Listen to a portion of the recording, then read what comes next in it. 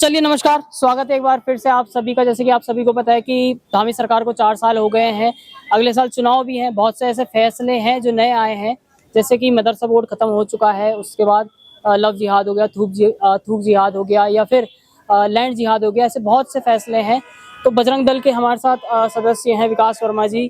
इनसे बात करते हैं कि क्या फैसलों से फर्क पड़ रहा है उत्तराखंड में, उत्तराखंड कितना बदल रहा है इस सरकार में, और क्या क्या उम्मीदें रखते हैं सरकार से। सबसे पहले तो आपका स्वागत है। धन्यवाद भाई साहब। और देखिए, रही बात सरकार की, तो उम्मीदें यही थी। उम्मीदें अब से नहीं। और जब जब भाजपा की सत्ता इस प्रदेश के नेतृत्व के लिए आई है, तब तक हिंदू सनातनी रक्षकों की तो यही उम्मीदें थी कि जो क्रियान्वयन अभी पुष्कर सिंह धामी सरकार में हुआ है, वो पूर्व में भी होना चाहिए था। लेकिन सबके कार्यकाल में अलग अलग विषय रहे, लेकिन मजबूती मुझे लगता है सनातन को पूर्व में नहीं मिली, जो मजबूती अब मिली है। अब आप देखिए, मदरसा बोर्ड समाप्त करने का निर्णय था, बहुत अच्छा था। यूसीसी का निर्णय था, बहुत अच्छा था। अच्छा, समान नागरिक संहिता को लेकर सिर्फ उत्तराखंड ही एक ऐसा प्रदेश हुआ जहाँ पर सबसे पहले इसको लागू किया गया। उसके बाद आप सबसे पहले देखिए लव जिहाद, लैंड जिहाद पर जितने बड़े पैमाने पर अवैध मस्जिदें, अवैध मदरसे, अवैध मज़ारों के नाम पर इस प्रदेश की डेमोग्राफिक बदलाव के लिए चिंतन करने वाले पहले मुख्यमंत्री पुष्कर सिंह धामी रहे। वरना आपसे पहले भी सत्ता भाजपा की आई है यहाँ पर, लेकिन कभी कोई विचार करने का प्रयास इसलिए नहीं करता था क्योंकि इस तरह के निर्णय लेने में असहज होते थे मुख्यमंत्री, क्योंकि समन्वय बनाने का प्रयास करते हैं। देखिए, मैं बिल्कुल डंके की चोट पर कहता हूँ, भारतीय जनता पार्टी एक बार समझ ले कि उसको वो कभी गर्म तवे पर बैठकर भी ये कहे कि भारतीय जनता पार्टी को वोट देता है, तो बिल्कुल नहीं देता वो। और वो जो भी अल्पसंख्यक के नाम पर जो अपने अंदर वो भरते जा रहे हैं, वो दीमक की तरह उस पार्टी को खत्म करने का ही काम कर रहे हैं वास्तव में। लेकिन मुझे लगता है कि बहुत दृढ़ निश्चय जो लिए पुष्कर सिंह धामी जी ने, वो बहुत अच्छे लिए और इस प्रदेश के हित में लिए।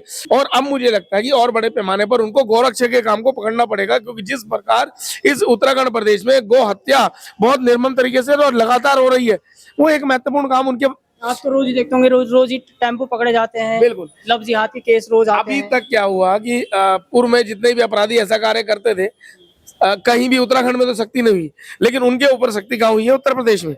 सिर्फ योगी जी की सरकार ने कहा गौ माता को, वो तीनों दोषी हैं। अगर गौ माता की कोई हत्या करता है तो उसके लिए पुलिस स्वतंत्र है, वो अपने अधिकारों का उपयोग करे। पुलिस अधिकारों का उपयोग करते हुए सबको करने का काम कर रही है।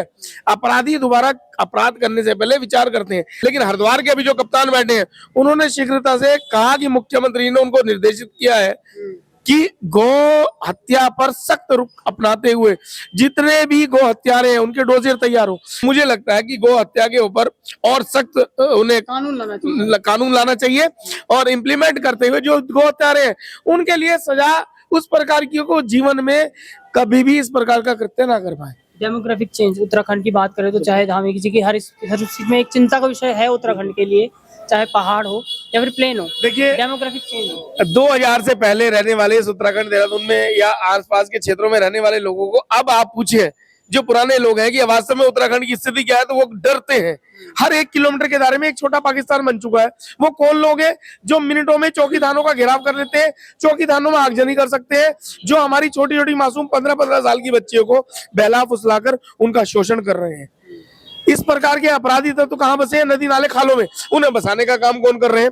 पूर्व में वो कांग्रेस में थे, पूर्व में वो सपा में थे, या अन्य किसी पार्टी में। तो मेरा एक निवेदन माननीय मुख्यमंत्री प्रदेश उत्तराखंड पुष्कर सिंह धामी से है, एक सख्ती के साथ बड़े पैमाने पर एक पुलिस का वेरिफिकेशन चला जाए, और जो इस प्रदेश का नहीं है और जहां पर अपराधी बनकर आया, अन्य राज्यों में उसके ऊपर आपराधिक मुकदमे पंजीकृत है, उसको कान पकड़ के बाहर करने का काम भी इस सरकार को करना होगा। और हमें उम्मीद है कि पुष्कर सिंह धामी जी करेंगे।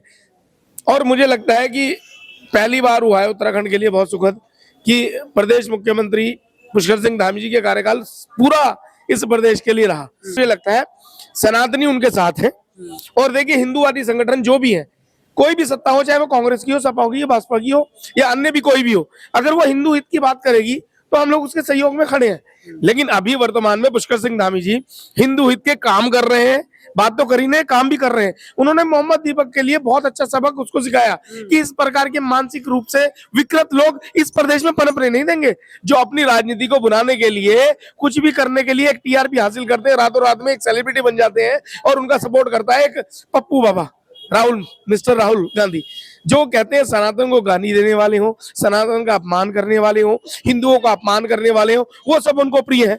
तो ऐसे ही कोई मोहम्मद दीपक कोटद्वार में पैदा हुआ तो उसको पनपने नहीं दिया गया, उसका डेमोलिश करने का काम भी सरकार के द्वारा किया गया। ये बहुत सराहनीय है। और मुझे लगता है मेरे लिए सबसे अच्छा काम क्या है और इस देहरादून के लिए कि दून हॉस्पिटल के बाहर बनी हुई वह मजार जो लव सबसे प्रमुख केंद्र था, उसको हटाने का निर्णय वास्तव में अत्यंत सराहनीय है और मैं इसके लिए उनको साधुवाद देना भी चाहूंगा। अब ये है कि मज़ारें इतनी हटाई गई, जो अवैध मदरसे ताले लगाए गए, लेकिन दंगा कहीं नहीं भड़का इतना। दंगा कैसे भड़केगा जब सख्त नियमों के साथ प्रदेश मुख्यमंत्री ने कह दिया भाई ये कार्य होगा तो होगा।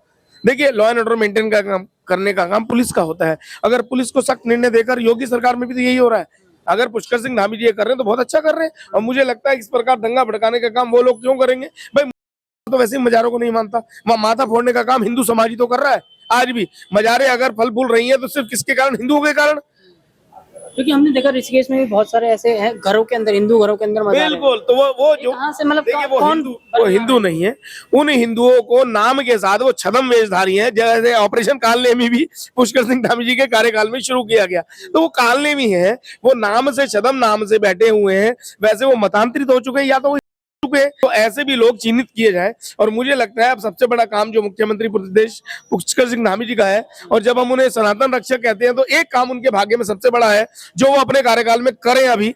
और मुझे लगता है कि अगला कार्यकाल भी उनके नाम पर यहाँ इलेक्शन लड़ा जाएगा, क्योंकि इस समय मुझे लगता है कि देश में कहीं भी इलेक्शन हो रहे हैं तो वो एक स्टार प्रचारक के रूप में माने जा रहे हैं। तो मुझे लगता है कि एक तो गौरक्षा का काम, और दूसरा मतांतरित होने के बाद भी वो जो चुके हैं, झाझरा वाली पूरी बेल्ट हो गई, पुछवा दून की जो पूरी बेल्ट हो गई, वहां पर पनपने वाले जैसे लोग जो कावड़ यात्रा पर पथराव कराते हैं, आज पुलिस ने उसके सारे मामलों पर एफआईआर लगा दी, जबकि वो जिला बदर गैंगस्टर लगी हुई धाराओं के बाद एफआईआर लगाने का काम पुलिस प्रशासन के कार्यकाल में क्यों हुआ और किस कारण हुआ। तो ये सब जांच मुझे लगता है कि माननीय मुख्यमंत्री जी कराते हुए पछवा दून की जो बिगड़ती स्थिति है उसको भी मजबूत करने का कार्य वो कर सकते हैं, और ये हमें उनसे उम्मीद है।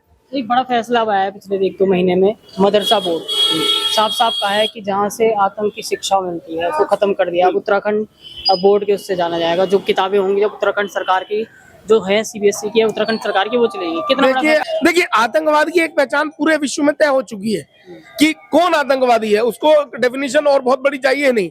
तो जो मजहबी ताकतें हैं, और मैं कहता हूँ कि सकल विश्व में मजबूरी है, लाचारी है, सकल विश्व में मजबूरी है, लाचारी है, सिर्फ एक मजहब के कारण दुनिया पर संकट भारी है और जाग नहीं पाए यदि हम तो जीवन पर पछताना होगा। उठो सनातन के वीरों, तुम्हें अपना देश अपना धर्म बचाना होगा।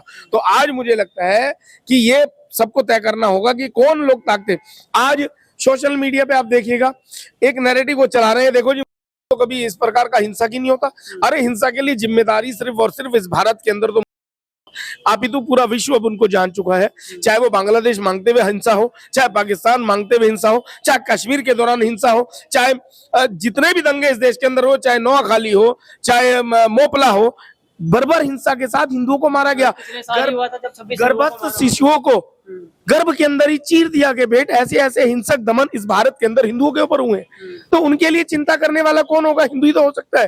तो मुझे लगता है कि आज उस निर्णय को साथ रखते हुए जो प्रदेश का नेतृत्व करने वाले लोग हैं, अगर वो सनातन के साथ चलने वाले हैं और सनातन के द्वारा उनको जिताया जा रहा है तो सनातन के हित में कार्य करेंगे, तो मुझे लगता है पुष्कर सिंह धामी जी और आगे बढ़ेंगे। और कोई बहुत बड़ी बात नहीं कि ऐसे लोग देश का नेतृत्व करने के लिए भी सक्षम है। 10 में से कितना नंबर देंगे कार्यकाल? देखिए, मुझे तो लगता है कि अभी तक का जो कार्यकाल भारतीय जनता पार्टी का रहा है, ऑल ओवर अगर हम देखा जाए तो पुरानी सरकारों के मुकाबले 10 में से 8 नंबर उनको मिलते हैं कि उन्होंने दृढ़ निश्चय के साथ वो काम किए जो सनातन के हित में थे, और उसमें उन्होंने बिल्कुल भी इफ एंड बट नहीं करा।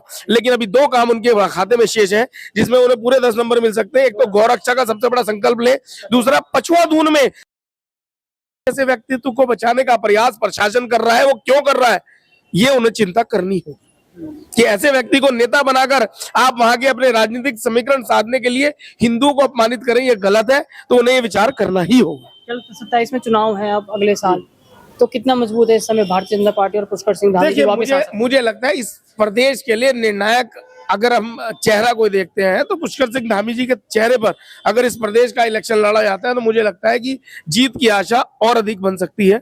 आपको केंद्र को भी जोड़ने की आवश्यकता नहीं है। लेकिन कुछ विषय ऐसे हैं, चाहे वो मज़ारों से संबंधित हो, मदरसा बोर्ड से संबंधित हो, और ये जितने भी लव जिहाद और लैंड जिहाद से जुड़े हुए मामले हैं, और गौ रक्षा का और उसमें संकल्प जुड़ जाए मजबूत, क्रियान्वित होते हुए, अपराधियों को प्रताड़ित करते हुए, तो मुझे लगता है कि उनको सिर्फ उन्हीं के चेहरे पर ये इलेक्शन जीता जा सकता है। बिल्कुल जीता जा सकता है जी। चलिए, धन्यवाद सर।